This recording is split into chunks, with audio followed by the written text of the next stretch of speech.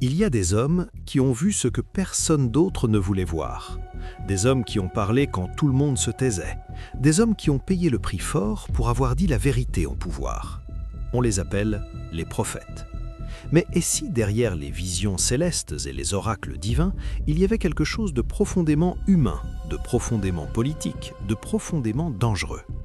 Et si les prophètes bibliques étaient avant tout les lanceurs d'alerte les plus radicaux de l'histoire? Et si Jérémie et Julian Assange étaient au fond le même homme? Prenez une seconde pour y penser vraiment. Un lanceur d'alerte, c'est quelqu'un qui voit une vérité que les institutions cherchent à cacher, quelqu'un qui choisit de parler malgré les risques, malgré les menaces, malgré l'isolement, quelqu'un qui brise le silence non pas parce qu'il veut de la gloire, mais parce que sa conscience le lui impose.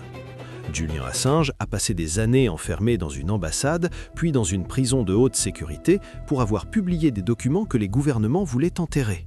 Edward Snowden vit en exil depuis plus d'une décennie pour avoir révélé que des États espionnaient leurs propres citoyens. Chelsea Manning a été torturée psychologiquement pendant des années pour avoir eu le courage de montrer ce que la guerre ressemble vraiment derrière les caméras officielles. Maintenant, relisez Jérémie, jeté dans une citerne de boue. Ses rouleaux brûlés par le roi, emprisonné, menacé de mort. La mécanique est exactement la même, seule la technologie a changé. Commençons par Amos, un berger du désert de Judée.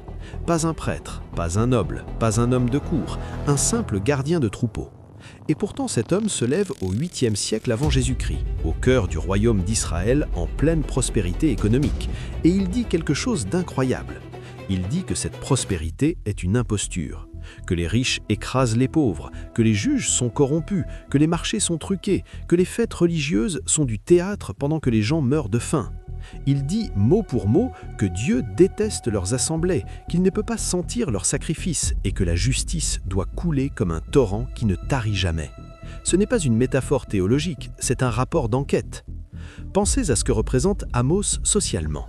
Il vient du bas, il n'a aucune légitimité institutionnelle, personne ne lui a demandé son avis, et c'est précisément pour ça qu'il peut parler librement. Il n'a rien à perdre, et surtout, il n'a rien à protéger.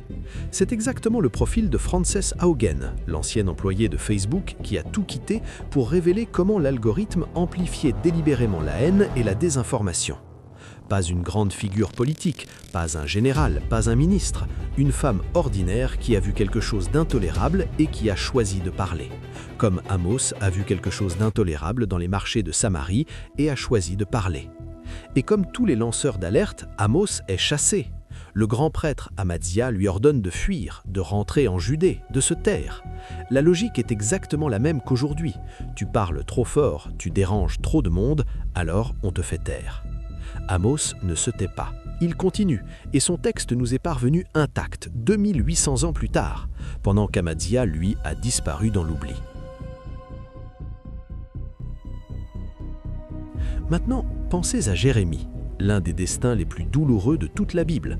Jérémie n'a pas voulu être prophète, il le dit lui-même dès le premier chapitre. Il supplie Dieu de confier cette mission à quelqu'un d'autre. Il est trop jeune, trop fragile, trop seul. Mais il voit ce que les autres refusent de voir. Il voit que Jérusalem court à sa perte. Il voit que les alliances politiques sont une illusion. Il voit que la corruption du temple a vidé la religion de toute sincérité.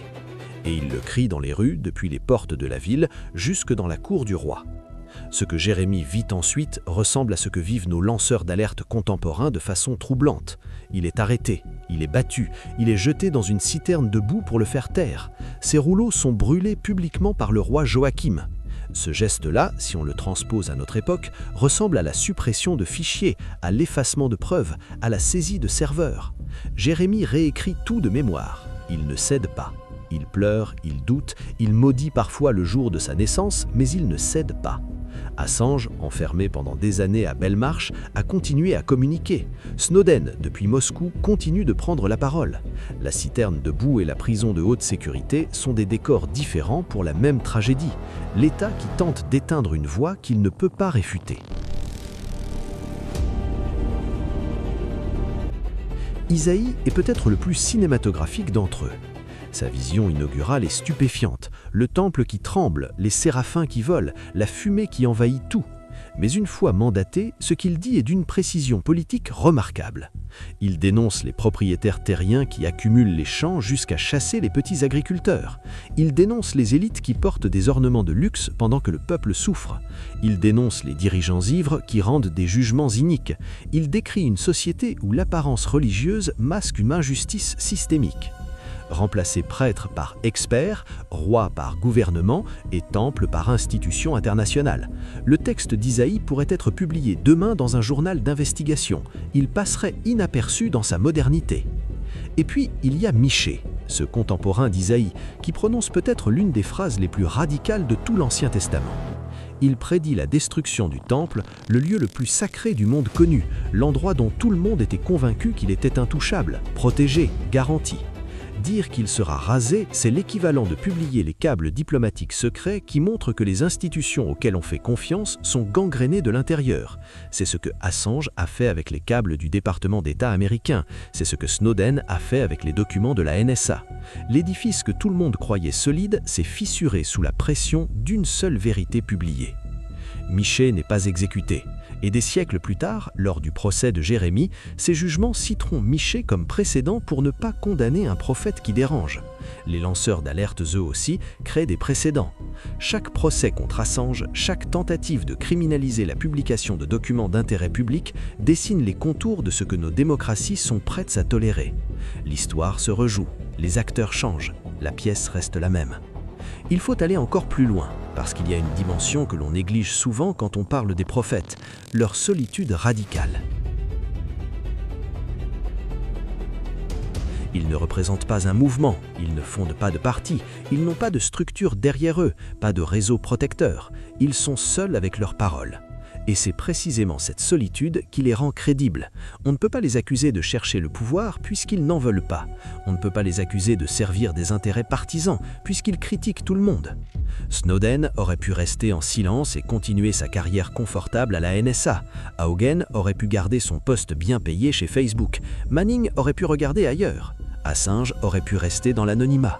Ils ont tous choisi la même chose, la vérité plutôt que la sécurité. Et ils ont tous payé le même prix, l'exil, la prison, la marginalisation, l'infamie dans les cercles du pouvoir. Jérémie, lui, a choisi la vérité plutôt que le confort du silence. Il a terminé sa vie en Égypte, exilé, loin de tout ce qu'il aimait.